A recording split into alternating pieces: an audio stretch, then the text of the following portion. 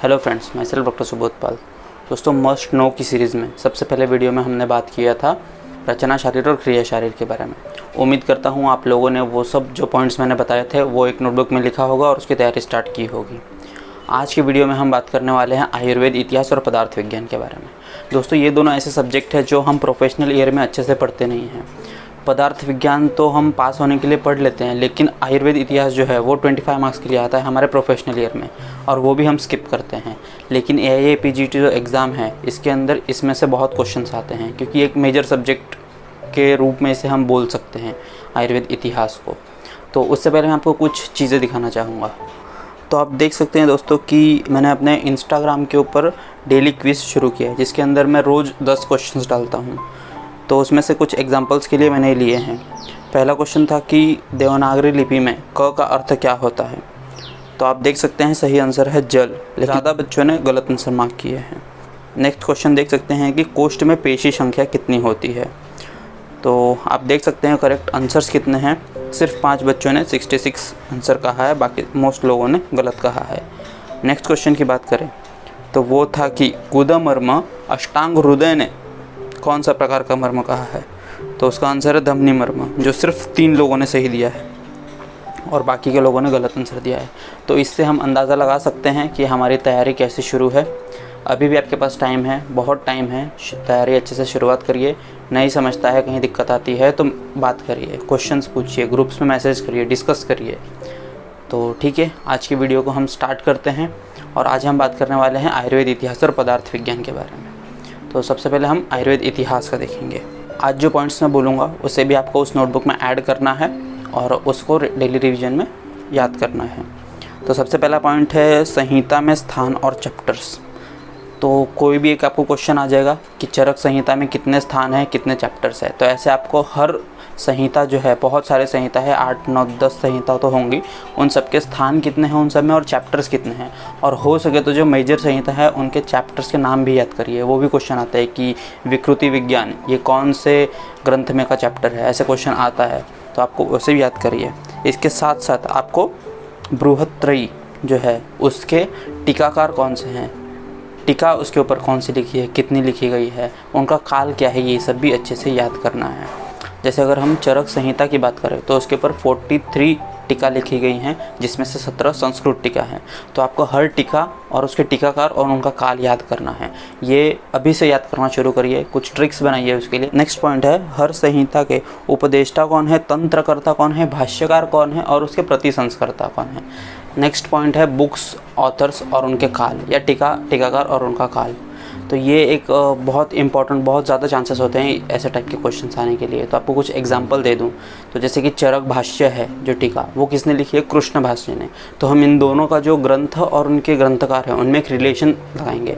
जैसे कृष्ण के भाष्य, कृष्ण भाष्य, तो आपको चरक भाष्य और कृष्ण ये ऐसे याद नहीं करना है, इसको हमें डायरेक्ट करना है कृष्ण भाष्य ऐसे याद करना है।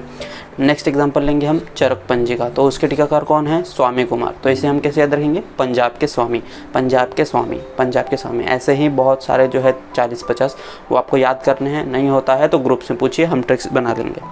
नेक्स्ट पॉइंट है कमेटी और उनके वैशिष्ट्य। तो 5-6 कमेटी आई हैं आयुर्वेद में, तो भोर कमेटी, चोपड़ा कमेटी। तो इसका ईयर, कौन से ईयर में इसकी स्थापना हुई थी और उसका वैशिष्ट्य क्या है। जैसे कि आपको क्वेश्चन आ सकता है कि आयुर्वेद शुद्ध पाठ्यक्रम ये कौन सी कमेटी ने कहा है। तो इसका आंसर है व्यास। तो इसको याद कैसे रखेंगे, तो वेद व्यास हम जानते हैं, वो संस्कृत में उन्होंने ग्रंथ की रचना की थी, आयुर्वेद से रिलेटेड है। तो व्यास ने कहा था आयुर्वेद शुद्ध पाठ्यक्रम होने के लिए। नेक्स्ट पॉइंट है आयुष की ड्रग्स। तो दोस्तों ये भी एक बहुत इंपॉर्टेंट पार्ट है जो कि याद करना थोड़ा मुश्किल होता है। 5-6 ही ड्रग्स हैं वो हमें याद करना है। तो कैसे याद करना है ये आपको बता देता हूँ अभी। तो अगर हम देखते हैं तो 50 की सीट में 56, उसके बाद जो है उसमें 64 और उसके बाद वाला जो है 82। मतलब हर एक 10 के डिफरेंस में 2-2 स्टेप ऊपर गया है। पहले 56, फिर 64, फिर 82। तो इसे हम कैसे याद रखेंगे, जो 56 नंबर का है और 57 का, उन दोनों का रिलेशन लगाएंगे। 56 पे हमें याद रखना है अपस्मार। अपस्मार में हमें पता है फेस निकलता है सफ़ेद कलर का, तो उससे नीचे जो है 57 नंबर का, उसे हम याद रखेंगे श्वेत कुष्ठ, श्वेत। तो श्वेत आया है, श्वेत फेस निकलता है अपस्मार में, तो अपस्मार और श्वेत कुष्ठ एक के नीचे एक है, ऐसे याद रखेंगे। नेक्स्ट है 64। तो उसमें मलेरिया और श्लीपद है, एंटी मलेरिया और श्लीपद। तो इसे हम ऐसे याद रख सकते हैं, दोनों मच्छर से होता है मलेरिया और श्लीपद, तो 64 बीच में मच्छर है, और लास्ट जो है 82 उधर मधुमेह है। तो उसे कैसे याद रखेंगे हम, जब हम प्रमेह की चिकित्सा नहीं करते हैं तो एंड में जो है सब मधुमेह में कन्वर्ट हो जाता है। तो यहाँ पे भी लास्ट में 82 पे आया है मधुमेह। नेक्स्ट पॉइंट है पदवी। अलग अलग वैद्य को जो पदवी दी है उसके ऊपर एक क्वेश्चन आता है आयुर्वेद जैसे, तो वो कैसे याद करना है ये आपको बता देता हूँ एक एग्जांपल के रूप में। तो पद्म भूषण ये जो पदवी है वो दी गई है सत्यनारायण शास्त्री और शिव शर्मा को। तो इसको याद कैसे रखेंगे हम, तो इसके लिए एक ट्रिक बना सकते हैं कि भूषण सत्यनारायण भगवान और शिव भगवान के शरण में गया। इसे हम ऐसे याद रख सकते हैं, सत्यनारायण भी भगवान है, शिव भी भगवान है, और भूषण एक लड़का है, तो वो ये दो भगवान के शरण में गया। तो पद्म भूषण जो पदवी है ये इन दो वैद्य को मिली है। नेक्स्ट है पद्मश्री, वो किसको मिली है पदवी, तो ये मिली है KN उडुप को। तो पद्मश्री एक लड़की है, उसे हम ऐसे सोच सकते हैं कि पद्मश्री यहाँ से वहाँ उड़ती रहती है, तो KN उडुप पद्मश्री। तो ये थे कुछ ट्रिक्स, और आप ऐसे ही बनाइए। जो भी आप याद करते हैं उसके लिए जो उसका आंसर है उससे एक अटैचमेंट, उससे एक उसका एक रिलेशन तैयार करिए, ताकि आपको वो क्वेश्चन देखते ही आपके दिमाग में वो ट्रिक आए और आंसर क्लिक हो जाए। अब बात करते हैं पदार्थ विज्ञान की। तो पदार्थ विज्ञान में प्रमाण और दर्शन ये बहुत इंपॉर्टेंट टॉपिक्स होते हैं, इन पे क्वेश्चंस मोस्टली बनते हैं। तो अब देख लेते हैं उसमें कौन से इंपॉर्टेंट पॉइंट्स हमें याद करना है। तो पहला है दर्शन, दर्शन की संख्या। तो दर्शन की संख्या आई है, अलग अलग आचार्यों ने अलग अलग कही है, वो हमें याद करना है। उसके बाद हर दर्शन का पर्याय नाम, उसका मुख्य ग्रंथ कौन सा है, उसने कौन से वाद कहे हैं, और पदार्थ संख्या, ये सब हमें याद करना है। तो इसके लिए आप एक चार्ट बना सकते हैं। आपको कुछ एग्जांपल देता हूँ कि कौन से दर्शन के क्या पर्याय हैं।